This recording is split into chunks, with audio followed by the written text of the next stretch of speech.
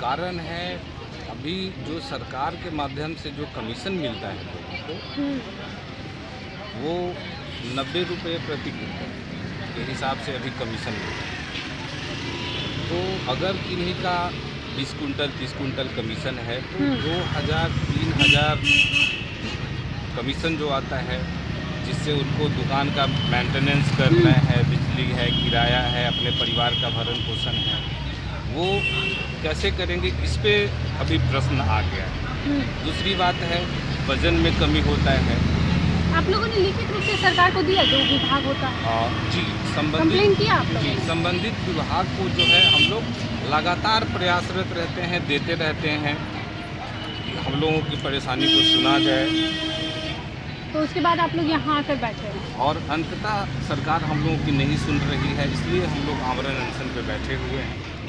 अनिश्चित काल लिखा हुआ है आपके पोस्टर पे। जी, अनिश्चित काल। एक बार बोलूँगी दिखाने के लिए, जन वितरण प्रणाली दुकानदार का आमरण अनशन अनिश्चित काल के लिए है। जान देने से क्या फायदा दादाजी, सरकार को कोई फर्क पड़ेगा? सरकार को मत फर्क होगा, लेकिन ईमानदार सरकार को तो मैसेज जाएगा ना, एक आदमी चला जाएगा तो उससे क्या होगा? चुनाव भी है इसी साल, आप क्या कहिएगा कि चुनाव है, सरकार पे आएगा कुछ भी? हम लोग यहाँ अनशन पर 20 तारीख से बैठे हैं। हाँ, हमने मुख्यमंत्री, राज्यपाल, चीफ सेक्रेटरी, सचिव सबको लिखित दिए हाँ, कि हमारा जो एक परिवार का खर्चा है 30,000 रुपया, हाँ, वो कम से कम दिया जाए एक दुकान चलाने के लिए। उसमें है किराया, अभी 5,000 रुपया एक दुकान का कम से कम किराया 5,000 किराया है, बिजली का बिल है, स्टेशनरी है। अब लाइसेंस धारी करे तो क्या करे?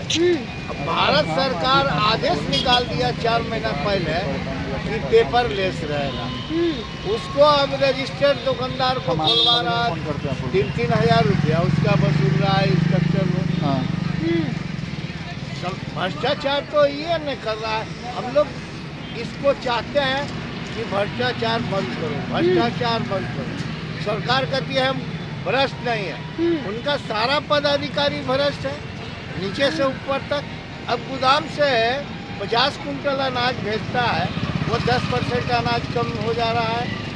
तो दादाजी जो बैठे हुए हैं आमरण अनशन पे, सरकार को इससे क्या फर्क पड़ेगा? अगर इनकी तबीयत खराब हो जाती है, नुकसान आप लोग का होगा, परिवार का होगा, सरकार का कुछ होगा? मैं आप ही से सवाल पूछ रही हूँ, सरकार को कुछ होगा? मैं अनशन के बाद अगर सरकार नहीं सुनती है तो मैं आत्मदाह करने के लिए तैयार हूँ। आप आत्मदाह कर लीजिएगा। हाँ, जीना क्या है? क्यों मरना भाई? इसलिए कि परिवार का पेट नहीं चलेगा तो क्या करेगा? डीलर क्या करेगा? उसका 5 परिवार होता है। 70-75 से जुड़े हुए हैं। 1900 हम लोग जो है जितने भी पीड़ित डीलर भाई हैं, क्या हम लोग जो है 1970-65 से जुड़े हुए हैं। हम लोग जो भी बुजुर्ग लोग हैं सब लोग, हाँ। हम लोग तो नए एज के हैं। हाँ, अभी बहुत मुश्किल स्थिति आ गई। अच्छा, और भी लोगों से जानते हैं दादाजी, आप क्या बताएंगे? हम तो, मेरा नाम महेंद्र पंडित, हम जहानाबाद के डीलर वार्ड नंबर 31 के हैं। हम भी अनशने पर थे, हमारा तबीयत खराब हो जाने के कारण मैंने आमरण अनशन पर आप भी थे? जी, आज रिलीफ होके हम यहाँ आए हैं, धरने पर ही बैठे हुए हैं। डॉक्टर ने हमको तोड़वा दिया। मैं बहुत दुख के साथ हमको कहना पड़ रहा है कि गोदाम पर हमको 50 किलो अनाज देना चाहिए, बोरा छोड़कर। बोरा समेत ही 50 किलो नहीं होता है, और बिचौलिया ट्रांसपोर्टर जो है और एजीएम मिल के घटिया अनाज, के चलते घटिया अनाज पब्लिक को देता है, जिसमें हम लोग बहुत गाली बात सुनते हैं। अच्छा, बॉक्स मशीन में जो है वजन अगर इतना दिया, हम अगर चढ़ाते हैं 10 किलो तो वो 9 किलो चढ़ाते हैं तो 10 किलो हो जाएगा। ऊर्जा 9 किलो के निकले, लेकिन 10 किलो के 10 किलो वहाँ उसी में तैयार रहेगा। तो कम लिखने से भी कोई फ़ायदा हमको नहीं होता है।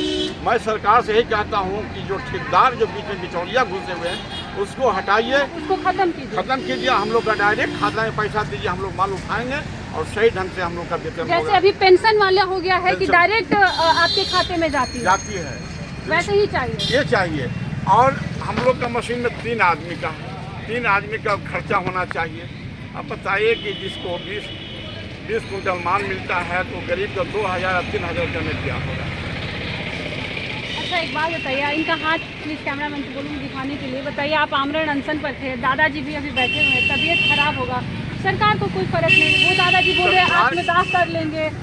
तो सवाल यह है कि हम अपने बच्चों को भूखा रख कर देखना नहीं चाहते, उससे अच्छा कि हम मर जाएं। हम देखेंगे नहीं ना कि मेरा बच्चा क्या कर रहा है, लेकिन मेरे नज़र से कोई अगर भूखा रहता है तो मुझे बहुत अफसोस है। हिंदू धर्म में रहते हुए हिंदुस्तान में हमको बहुत कलंक होता है। अब मोदी जी कहते हैं कोई भूखा नहीं रहेगा, मोदी जी का दिन सही है, लेकिन बिचौलिया बीच में जो खा जाते हैं, मैं मोदी जी से या मीडिया भाई से हम आग्रह करूँगा कि प्रचार करके वो आगे तक हाई लेवल पर पहुंच जाए, ताकि लोगों का नज़र खुल जाए कि बीच में क्या ट्रांसपोर्टर कर रहा है, ये नज़र हो जाए और गरीब को सही डिलरों का सही अनाज मिले। हम लोग का कम से कम 30,000 मानदेय मिल जाना चाहिए, नहीं तो अच्छी देना चाहिए, नौकरी वो को दे देते हैं, हम लोग उसमें काम चला लेते हैं। अच्छा देखिए, हमारे बिहार में क्या है कि जब राजनेता आमरण अनशन पर बैठते हैं तो नेशनल टीवी तक आती है। हमारे यहाँ बीपीएससी स्टूडेंट्स हो, TRE 3 के अभ्यर्थी हो, या फिर ये डीलर्स हो, आमरण अनशन पे बैठे हुए, उनकी तबीयत खराब हो गई, डॉक्टर ने तोड़वा दिया। एक दादाजी बैठे हुए, एक दादाजी कह रहे हैं आत्मदाह कर रहे हैं। सरकार को कोई फर्क पड़ने वाली है? आपको लग रहा है? अगर आपको लग रहा है तो सरकार को ट्वीट करिए, उनसे कहिए कि इनके साथ आइए, क्योंकि विधानसभा चुनाव है, इसमें 3 उम्र के लोग बैठे हुए हैं। एक जो को हमेशा से ही बोला जाता है कि घर का सबसे बड़ा चौखट हमारे बुजुर्ग होते हैं। दूसरा, जो तीसरी पीढ़ी होती है, अनुमान लगाया जाता है, बड़े बुजुर्गों का कहना होता है कि अगर तीसरी पीढ़ी सुधर गई तो पूरा खानदान सुधर गया। यहाँ पे 3 पीढ़ी लगातार बैठी हुई है। अब देखना ये होगा कि बिहार सरकार क्या कुछ कर रही है इन तीनों पीढ़ी के लिए। तो इस खबर पे आपका क्या कुछ करना, अभी हम ऐसा साझा कर देखते रहें इम्पैक्ट लाइव। हम लोग का अनुकंपा नहीं मिल पा रहा है, अनुकंपा सीमा हटा